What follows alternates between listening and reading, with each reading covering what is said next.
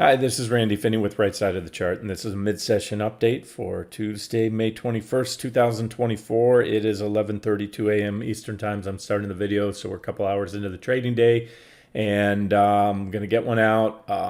This one will be shorter than yesterday's video. We're just going to do an update on the market. Obviously, you can see here I'm starting with NVDA. Pretty much anything else this week is superfluous to what I'm going to cover here. It just doesn't matter. We can cover charts. I'll go over some things to watch, but this stock has the potential more so than I said it weeks ago when the big Mag 7, formerly Mag 7, most of the big tech stocks report within a close couple week window there. Apple, Amazon, Meta, Alphabet, and this one's kind of an outlier. And it has grown in size to become now one of the actually third largest component of the NASDAQ and S&P. So it has a bigger weighting than actually I'd have to add up both share classes of Alphabet. That may be close. Either way, I've got it right behind Microsoft at 2.3 trillion. I'm sorry, Apple at 2.9, Microsoft 3.1 trillion, Apple 2.9, and NVIDIA 2.3. And then I have to add up both share classes of Alphabet. That's why that is. So it's bigger than Amazon, Meta, and of course much bigger than Tesla now. And it's not that. Again, there is that mathematical weighting. These are cap weighted indexes, meaning the higher the market cap, the bigger the weighting, and that's why only the handful of stocks, the top 5 or 10 in the NASDAQ 100 make up over half the returns. I think it's the top 10 now, maybe even less than that. And it also has a big impact on the S&P. But it's more so the psychological impact. Anything they say is either going to build or potentially pop the bubble of the AI hype. So we'll see what happens there. So let's look at it from a chart perspective. Then we'll look at the other things in the market. Again, won't spend a lot of time, and just keep in mind that again, this will either make or break this rally right now, and don't underestimate that. It doesn't mean we have to explode 10-20% higher or implode 10-20. It just means that if we're going to have a big move, VIX is sitting right. Oh yeah, I thought I had that down. I'm putting on my scratch pad to cover the VIX. It's right back down to key support, and a lot of stuff's lining up. So this is a monthly chart. I'm going to look at a few monthly charts on the indexes here, and what I've done here, and I've shared this before. I've shared on the weekly. I've noted the divergent highs. There's not many. They're very rare to see divergent highs on the monthly time frame, and that's when you have the prices making higher highs and the indicators making equal or lower highs. And this is just the nature of this beast. It's just the semiconductor sector as a whole is very, very cyclical, and it's good.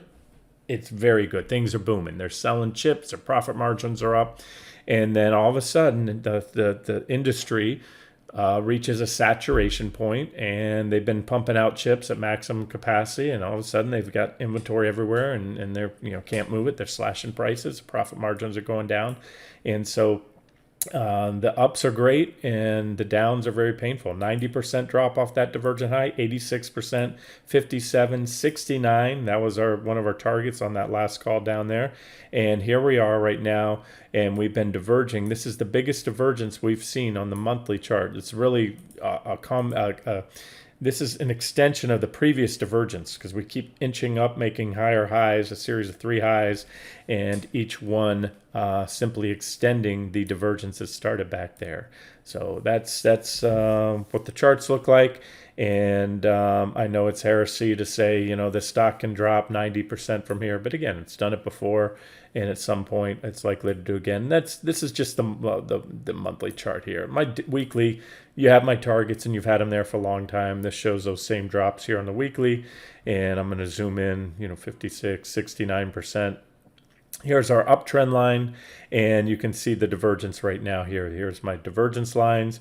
We're overbought conditions, 87 on the RSI. If you look down below here at the bottom, that's about as overbought as this stock ever gets on a weekly time frame. And as I always say, overbought, just like divergences, it's not a sell signal. It's just merely an indication that the stock has gotten ahead of itself. And even when you get that first overbought reading, you usually stall out. You don't necessarily drop, but you usually stop going up. And then what happens, and then you get a double tap, it's usually that second overbought reading after you've come off overbought, and then you've got the divergence, all the better. So negative divergence coupled with overbought conditions is very often, and again, I always speak in probabilities, not possibilities. The probabilities say that a big turn is coming, and these are just the initial targets here on the weekly chart. So 50, let's just say for kicks and giggles here, that the turn comes soon. Let's just say this earnings report does the trick. That's going to be 46% drop to the first target on the weekly chart here. On the daily chart, I still have these lines. Remember, none of which were violated. I've taken a few trades, long and short, on NVIDIA in the last year, not even last 6 months. And right before that previous earnings, shorted down, covered it right before, posted that one. I've got a position that I'm going to take into earnings on it. Not enough to hurt me if it goes up 15%. When you get to big market caps, is it possible to go up 20? Yeah, very hard. But when you start getting this stock is saturated, overbought, overowned, and overloved. And so again, you do what you want. I've got a position it's underwater now. Let me see, by a little bit. I've got goodness, I'm 5% underwater on it, and I'm going to take it home. But plenty of room to add to it. And what I want to see, and I will not add unless, because look, I'll tell you now, any new high, and you've heard me say, will still be a divergent high. You can see these are divergence lines right here on the daily. I think you can see them down here. We've been diverging, and the slope of the divergence has increased or really decreased, negative slope. And so the divergence is getting steeper and steeper. So we can pop it here, and it will most likely be it will be guaranteed, I should say. Hold on, let me be very clear. Now, it doesn't guarantee the stock has to stop, but it's guaranteed to be a divergent high because there's no way this stock could move up enough to take out these divergences. And they're pretty long building. That's why I started to show them to you on the monthly and then the weekly chart. And the thing about the monthly and weeklies, and even on the dailies, it takes time to play out. To get those divergences to play out in the form of a trend reversal, which they most often, but not always do. Get the little minor trend line there. That's what I'd wanted. That's sell signal 1. You've got this trading range. Remember, we had this this was from the other former Mag 7. All the companies that are driving NVIDIA's stock price right now, Alphabet, Microsoft, and now I don't know if Apple is buying NVIDIA chips or what's going on, but they're all, Apple jumping on the AI bubble now. And so those guys are reporting to get that little whipsaw there. But again, it's a pretty well-defined trading range, and we've been in it, and that's it. So we can pop it. Any pop is likely to get faded shortly after, and but you would want to see for sure, if you do pop it, a fall back into the trading range and or a drop below this trend line. The next sell signal move would be a drop below 840, and then this is big. This big purple line right here. This is our primary trend line. It comes off October 22, very well defined. If you're bullish, you can buy a breakout there. I personally don't buy breakouts that occur on overbought conditions with negative divergence, because more often than not, and I'm talking high probability, 80+% of the time from my experience, those breakouts that occur with negative divergence and overbought conditions fail. So there's a lot I want to see. I want to see the PPO drop below this purple line here. I want to see those levels I that I showed you taken out, especially that purple trend line. I want to measure this just because I haven't done it yet for my own sake. To get down there, the stock has to drop 17%. So it might be a little, it could, and that could easily happen in a day. If things go the wrong way. Like I said, that's probably about the upside on a big pop up. And then 742 is another big level. So that's what NVIDIA looks like. NVIDIA, the king of all things AI, the king of probably the stock market right now, if you really look at the importance, because it's been an AI-driven, hype market. XSD, this is the most diversified semiconductor ETF. There's several out there, but this tracks the spiders, S&P semiconductor sector, and it's pretty much at a double top high right now. You still have a divergent. You had a divergent eye here. I pointed it out. We broke down, back tested. We had a correction. That was when QQQ hit T2. At the time, I said, market was likely to bounce. Covered shorts went long, and so if you think tech is going to bounce, of course, XSD, the semis are going to bounce. If you don't know what that means, it's just because QQQs are tech. I just put the lines up.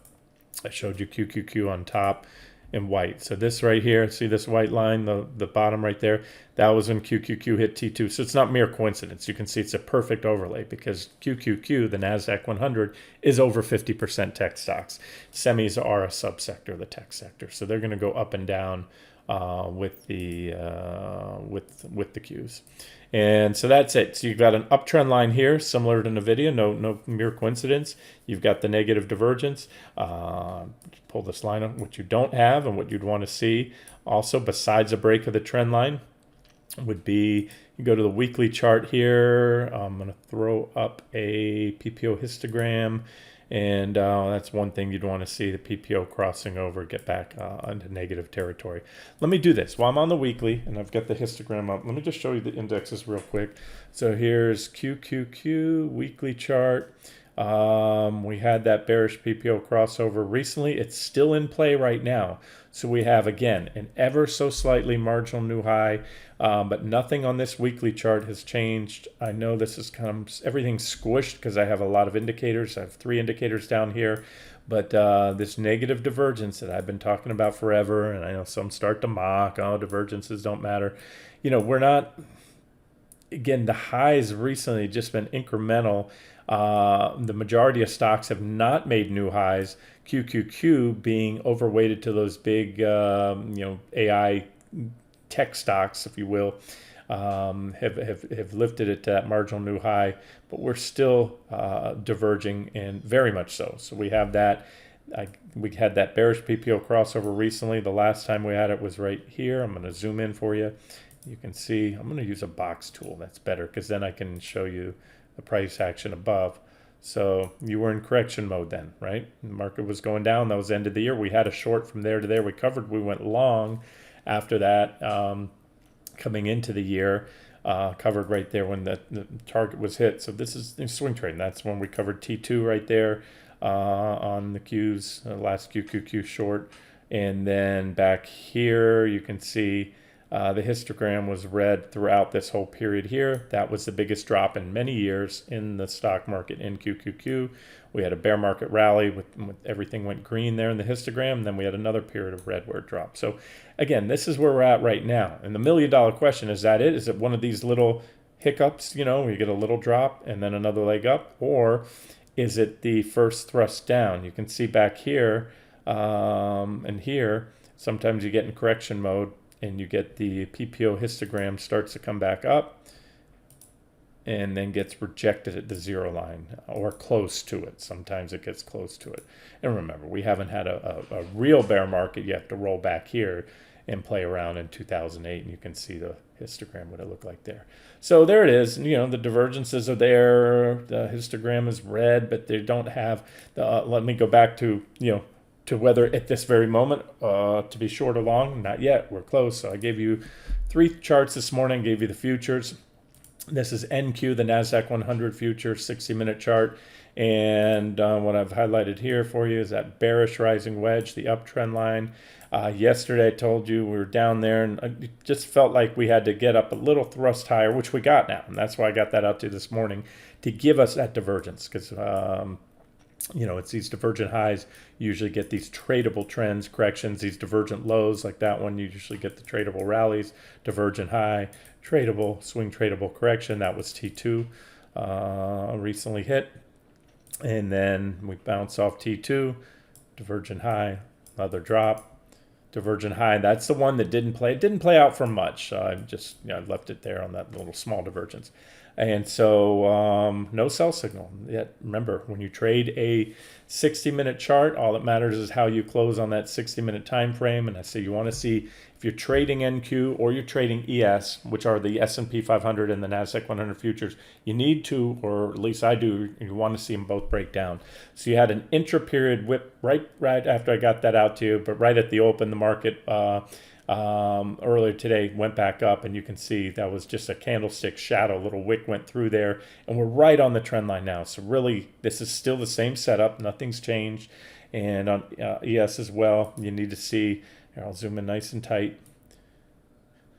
You can see that one, you had one red candle through there, and the Qs we held on to. We're dancing right on the line now, the way I have it drawn there.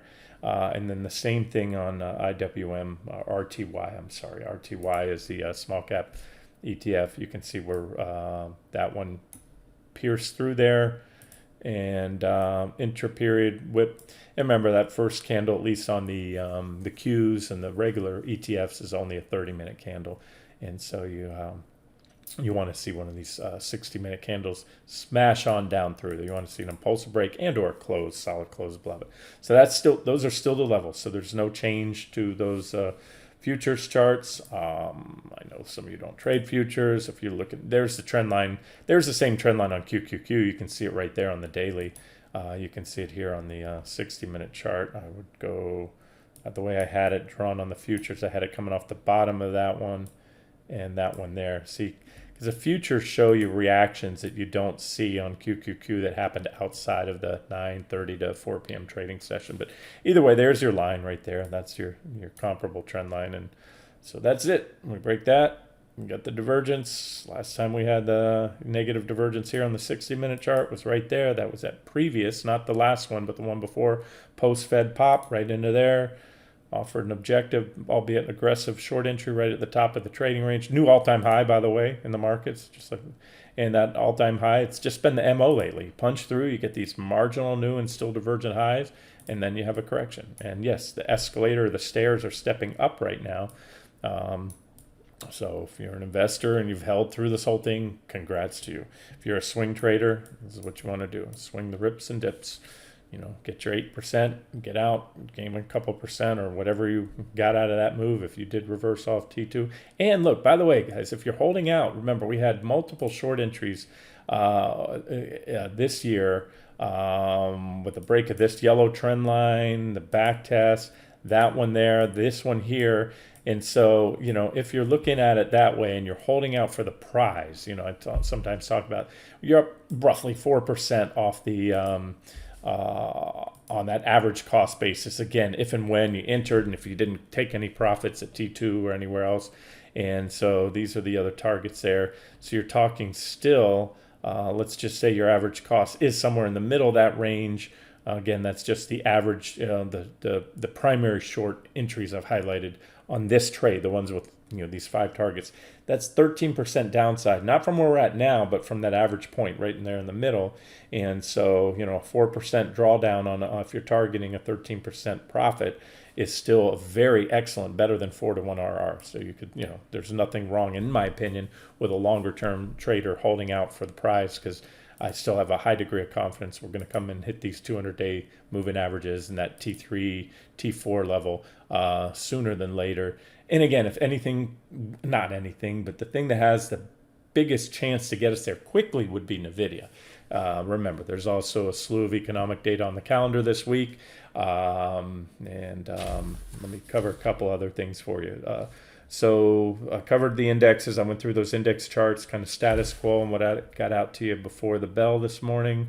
On the small caps, by the way, some small caps mirror KRE almost perfect because there's a lot of them in there. KRE, I'm sorry, is the regional banking ETF. And there's a ton of regional banks in KRE. And if you put up IWM against it, let's just pick this. I got to change that out from FXE. Put an IWM for you. Show you a comparison, and you can see that the small caps sector, because it has so many regional banks in there, it has almost perfectly correlated, very high correlation there.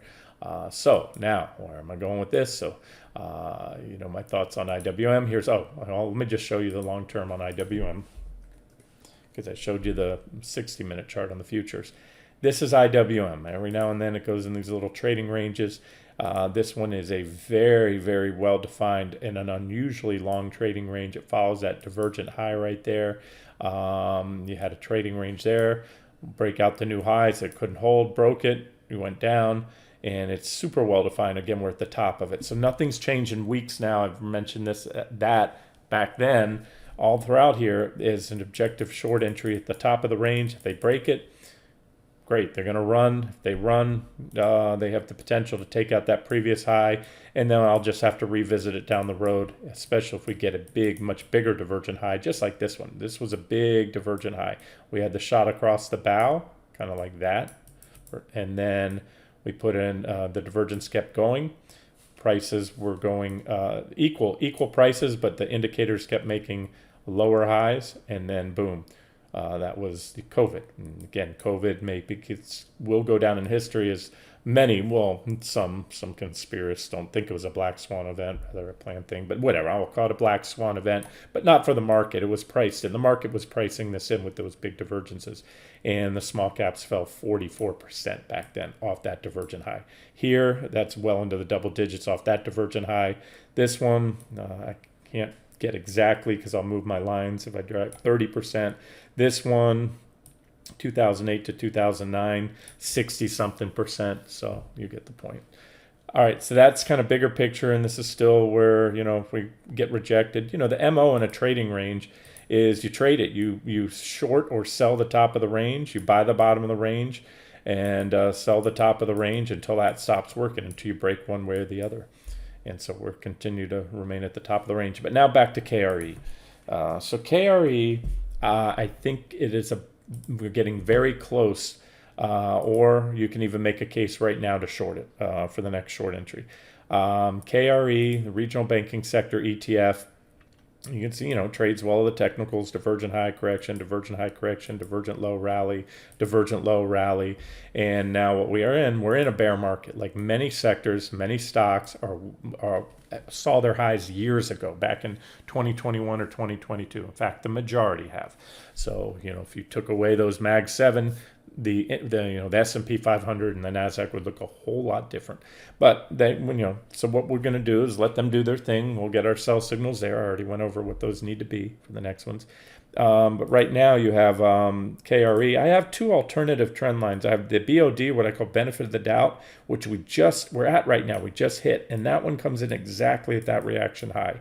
The other one I cut that reaction high ever so slightly to come in and catch these 1, 2. And so either way, we're in close enough proximity, but I always give it the benefit of the doubt. So that's where we're at. We're at trendline resistance. And now normally, you know me, I like going long on off divergent lows. I like going short, off divergent highs.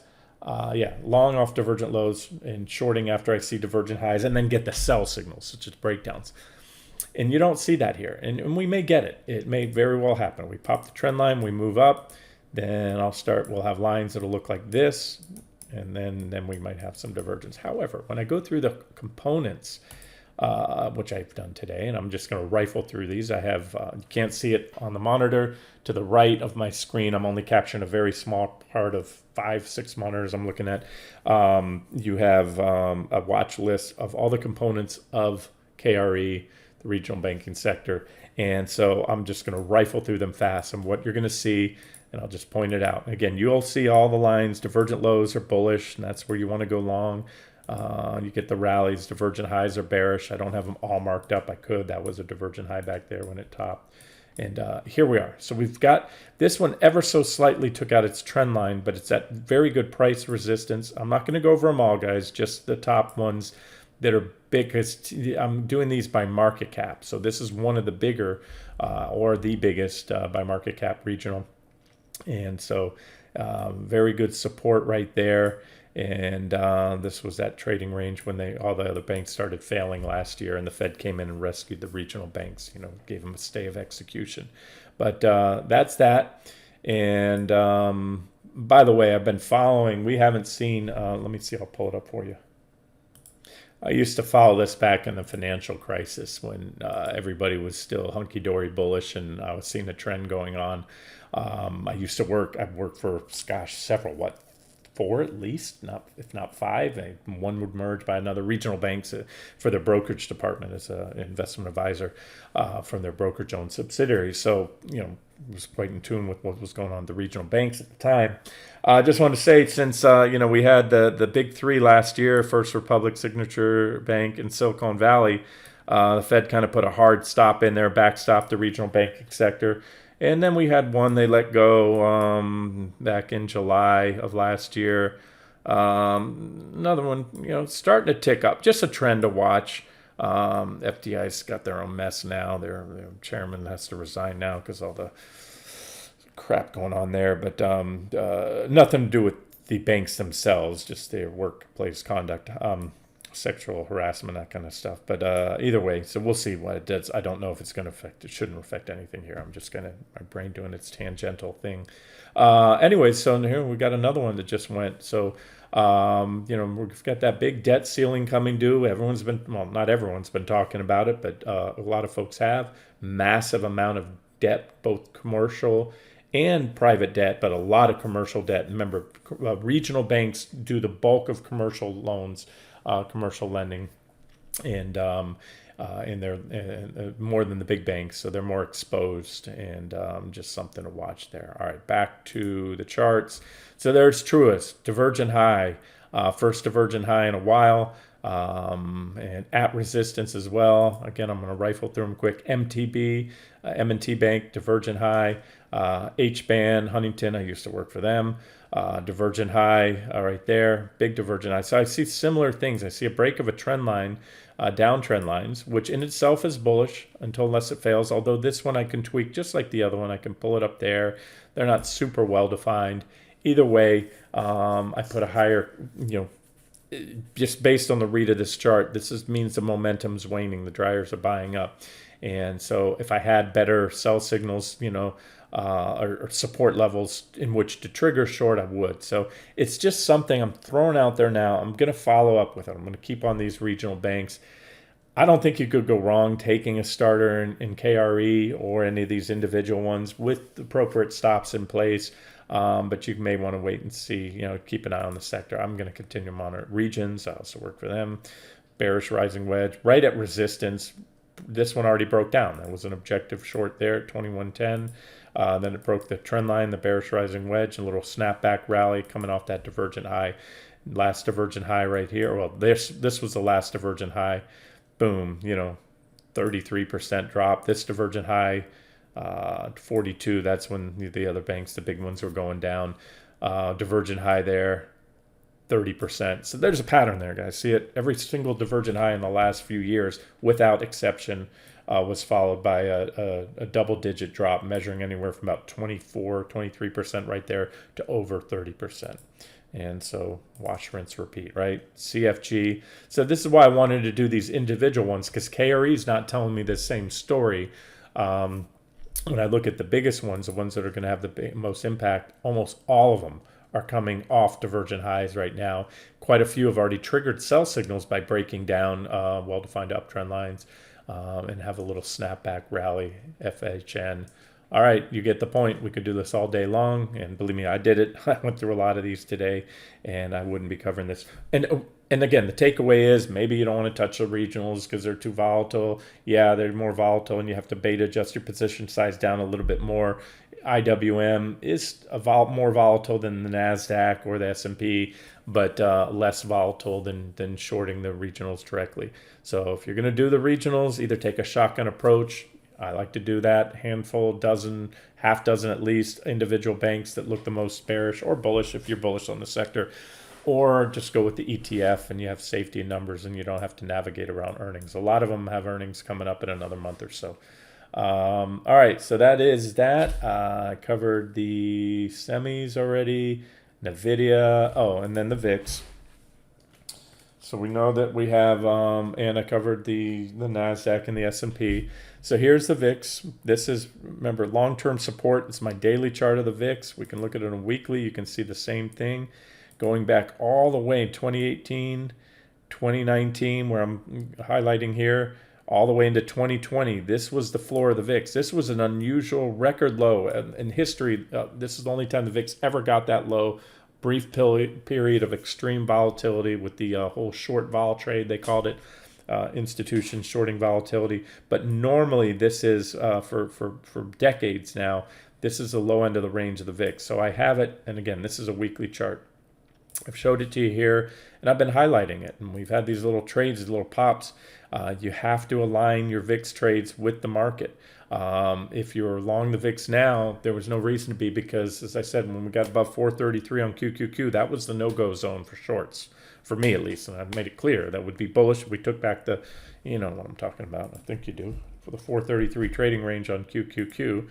That was, you know, the whole trading plan all along. You know, short here, short there, cover and play that bounce, hold tight there. T1, game the bounce, reshort, but do not add shorts back over 433. And if we take out that trend line, that's where stop should be, because we would almost likely go to new highs quickly, which is exactly what we did. The minute we took that out, as soon as it was clear that line was taken out, we pushed up. And as I said it would be if we did it, it would be a marginal new but still divergent high. Now we have it wasn't a divergent high until now, today. Remember, yesterday when I covered it, we hadn't made this high. And then we needed to, and that's what we got. And that's what I showed you earlier on the futures. Now we've got that divergence. I like to see on both. We had it on the PPO there before, but not the RSI. We just had an extreme overbought reading. So now we have that. Okay, so back to the VIX. Again, so the VIX will move inversely to the stock market. If you can't make a good case to be short the stock market, you can't make a case to be long, nor should you be long the VIX. But now, okay, we're at that high. We're waiting on those sell signals I started the video with, and I started the morning with those charts on ES. You know, see ES, NQ, and would help with the small caps breakdown. All I can tell you definitively, I don't know if that's going to happen. Probably will. We'll see. NVIDIA is going to either make it happen or not make it happen. But what I can tell you, we've just been diverging. We have equal lows, right, in price. We're back down to that top of the support zone right here. It's these two lines. It's a support zone.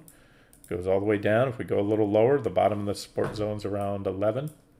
But we're back to the top of the support zone.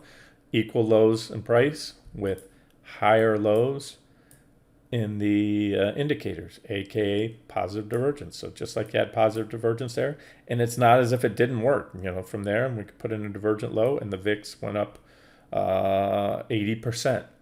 You had a divergent low right there, and the VIX went up 83%. We have divergence here, and it's just bigger divergence. It's an extension of these previous divergences.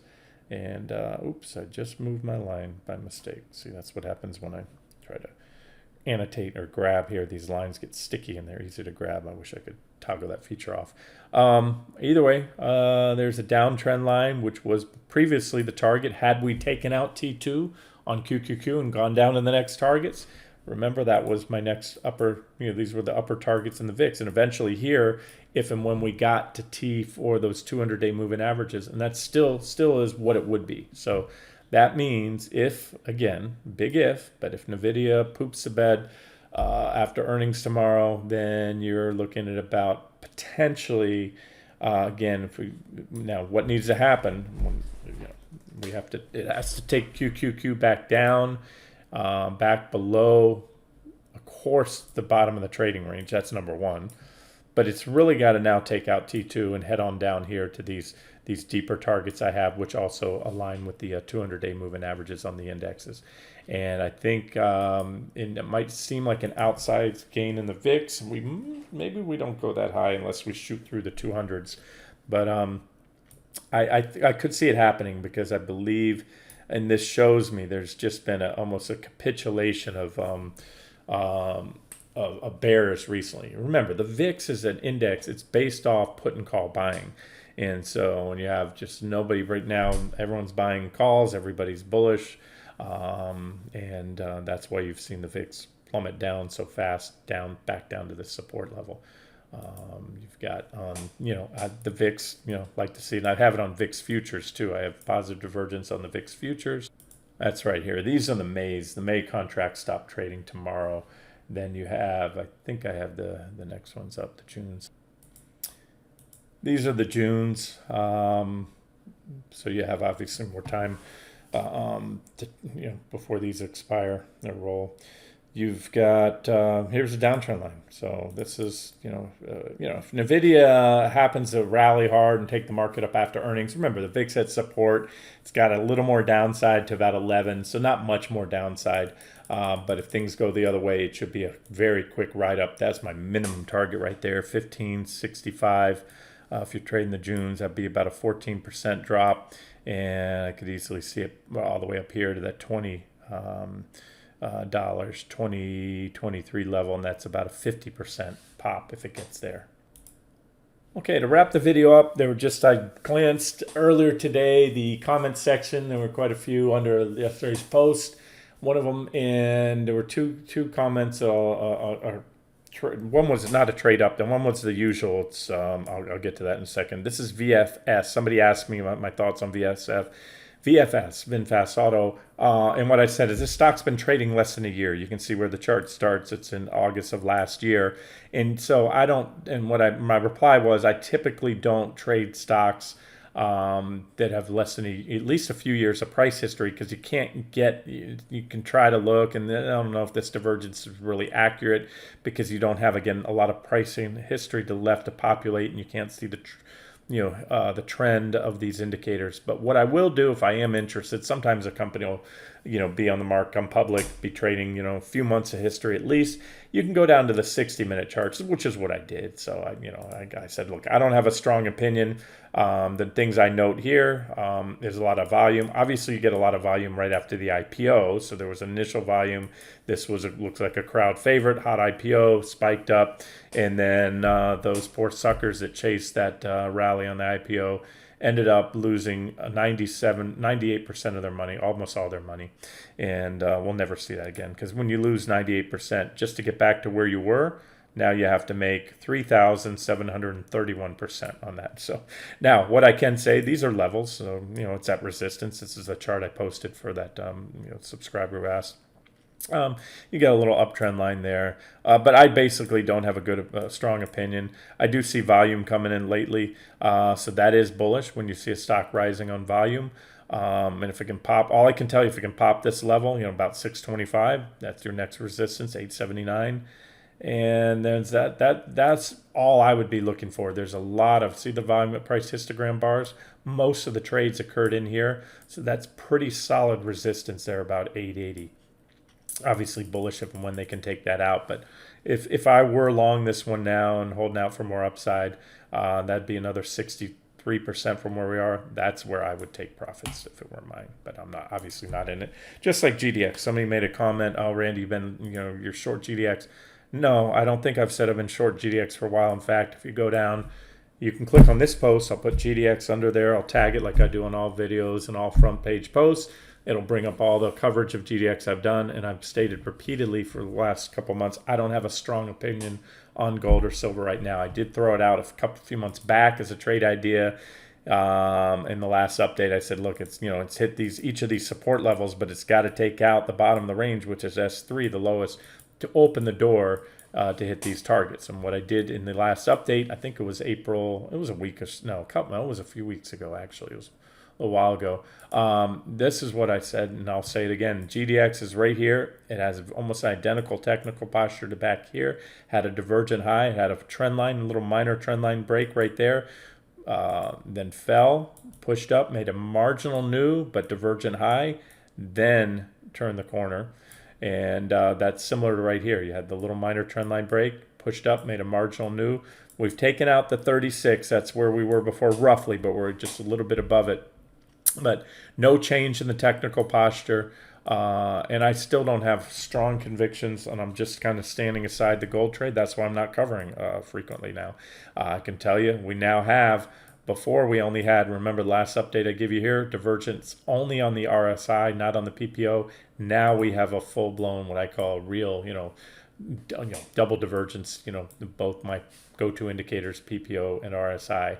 And so I still think the RR is limited. And I said it back then, gold, and this is what I did in that video, last update, circle, and it's been slogging around in this range. We're back to the top of the range. So that's it. And here's, you're starting to form an uptrend line here. It's not super well defined. You'd have to go down to the 60-minute chart. You want to get a little cues on it. But that's what gold looks like. So the bigger picture is gold's gone nowhere for a while now. It had this pop when it broke out the new highs, and it was very overbought, had these divergences, and the bullishness. I've never seen such one-side bullishness in quite a while in gold. So, just when everybody gets bullish, it means everybody's in it, and then there's kind of limits the upside for the near term. So I still don't have a strong opinion, but if you put a gun to my head, based on these strong negative divergences, I'd have to short it right now. And maybe I will soon. And then I'd like to buy it for longer term, but not at this point. All right, I promise you the video would not be as long as yesterday, so that's it. That's what I wanted to cover. We'll wrap it up here. And again, everything, in my opinion, comes down to NVIDIA tomorrow night, or potentially. It could be a dull thing. We go nowhere, but I'd be surprised. NVIDIA is such a hot, hyped stock. And again, I'll play the game like I always do, based on the the divergence, all that. Honestly, guys, I told you I'm gonna have a small position I'm gonna take in. I can almost flip a coin, and I will probably, I'll have to gauge a price action. If it's something crazy, I might just add on to that at a divergent high, because I have that much confidence that the divergent high will most likely be pretty brief. We pop that range. But I would not go heavy. I will not go heavy until you got to have a failure back down. If it pops into new highs, you have to fail back down into the range. And then this is kind of where, if you want to put a swing or a trend position, if you're holding out for a lot more, I talked about those double-digit gains and the big turns before, you got to take out the primary uptrend line right now, because they will almost certainly be buying a pullback to that, at least the initial pullback to that uptrend line, because, again, it's so obvious. And it's pretty far below. It's like I said, what would I say, 16, 17%? So I'm kind of keeping things light there on that one. And remember, the semis are going to follow QQQ. QQQ has those little trend lines, that minor uptrend line on the 60 right now. You need to take that out to make a decent case to get back short the Qs.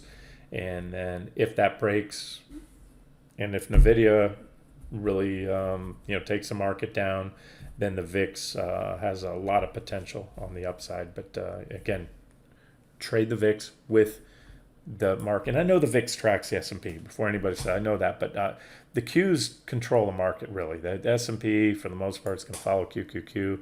And so if you're trading the VIX, you want to strategically or tactically enter your positions. So what does that mean? Break of the trend line, number one. Then here's a secondary trend line when that breaks, and then 433.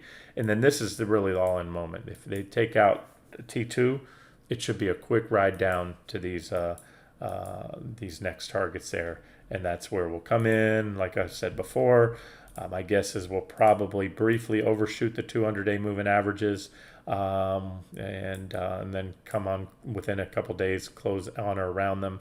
If we take out let's not get that far ahead now. We're still comfortably above the 200s, but if we took them out, did not pass go, did not collect 200, straight to jail kind of thing, that would just be, then the VIX would explode. But right now, first things first, we're looking at new highs right here, marginal, very slight marginal new highs. We got to get these near-term sell signals, get us back down in there, and have this breakout to new highs fail, just like that post-Fed breakout back there that was followed by an 8% drop. Okay, this has been Randy Finney with Right Side of the Chart. Have a great day.